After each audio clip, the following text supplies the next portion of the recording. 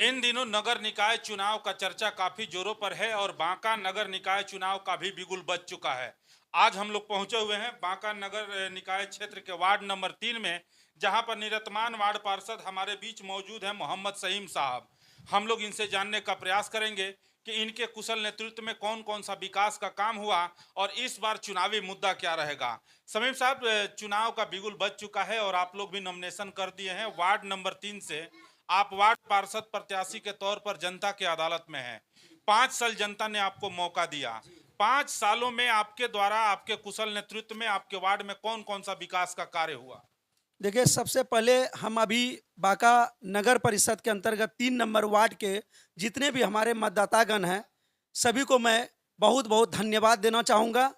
और मैं चाहूँगा कि अभी जो चुनाव अभी है, वो सोच समझ करके अभी हमारे वार्ड से 3 प्रत्याशी नामांकन डाल चुके हैं और चौथा आज उनका नामांकन होने वाला है।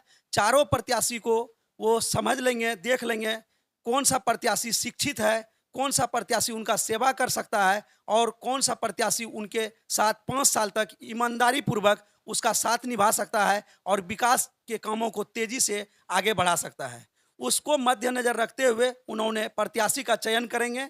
और जहाँ तक सवाल है, हमने बांका नगर परिषद में जब पहली बार 2018 में नगर परिषद बांका का तैयारी हुआ था, बना था, नगर परिषद का निर्माण हुआ था, तो पहली बार हमने चुनाव फाइट किए और चुनाव में हमें काफ़ी जोर से और ज़्यादा ही गरीब लोग जो है, मजदूर लोग और जितने भी हमारे वार्ड नंबर 3 के पढ़े लिखे शिक्षित लोग थे, सब मिल करके हमें एकजुट होकर के सहयोग किए और काफ़ी भारी बहुमत से हमें जिता करके नगर परिषद बांका भेजने का काम किया। उसके लिए मैं बहुत बहुत धन्यवाद सारे मतदाताओं को देना चाहूँगा।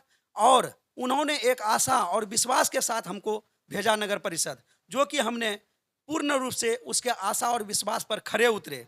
हमने सबसे पहले देखे कि गरीबों को रहने का छत नहीं है, मकान नहीं है, तो हमने प्रधानमंत्री आवास योजना के तहत करीब 150 आवास 3 नंबर वार्ड में दिलाने का काम किए गरीबों के बीच, जो कि 100 करीब 100 से ऊपर आवास आज बन के निर्माण हो करके लोग छत के अंदर रह रहे हैं।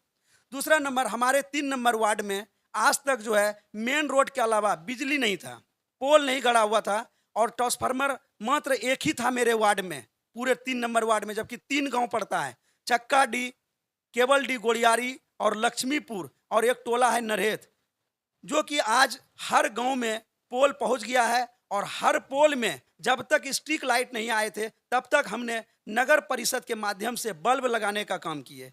जब स्ट्रीट लाइट का सेंक्शन हुआ तो सब बल्ब को उतार के नगर परिषद ले जाया गया और उसी हिसाब से पोल का नंबरिंग हुआ। उसी हिसाब से आज हर पोल में, चाहे वो किसी गांव में हो या किसी खेत खलियान या सड़क में हो, सब में पोल में स्ट्रीट लाइट लगा हुआ है। कचरा का जो डब्बा आया था, गीला और सूखा कचरा, तो दोनों डब्बे को बंटवाने का काम किए।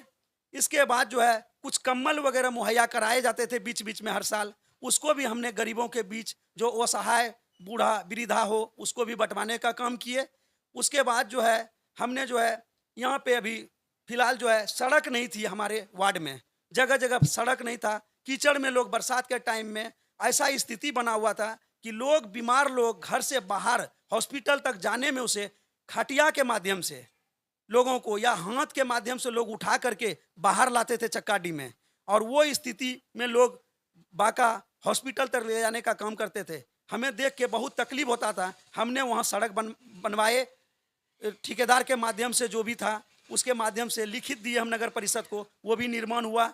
इसके बाद जो है आज जो है नाला भी जगह जगह पर 3-4 नाला हमारे वार्ड में निर्माण हुआ और कई काम अधूरा पड़ा हुआ है, जो कि हम अपने पूरे मतदाताओं से आह्वान करते हैं कि अगर हमें दोबारा मौका मिलता है, नगर परिषद पहुंचाते हैं हमारे जनता, जितना भी किसान गरीब लोग हैं, किसान को सबसे पहले हम सोचे हैं कि लोन, किसान भारत सरकार या बिहार सरकार के माध्यम से जो भी लोन वगैरह होगा किसान को दिलाने का, वो काम करेंगे। अभी सुखाड़ हुआ था, इस बार हमने 3500 रुपया बिहार सरकार के तरफ से मिला जा रहा था लोगों को, हमने लगभग 200 से ऊपर किसान को हमने दिलवाए, 3500 रुपया दिलवाने का काम किए। फॉर्म जाके घर घर भरवाए और जा करके ब्लॉक में जमा करवाए और दिलवाए। सईम साहब, 5 साल जनता ने आपको मौका दिया और आप सेवा करने का काम किया। जो भी सरकार के द्वारा जनहित में योजना चलाई गई उसको आपने धरातल पर उतारने का प्रयास किया और उतारा भी, जो कि धरातल पर दिख रहा है।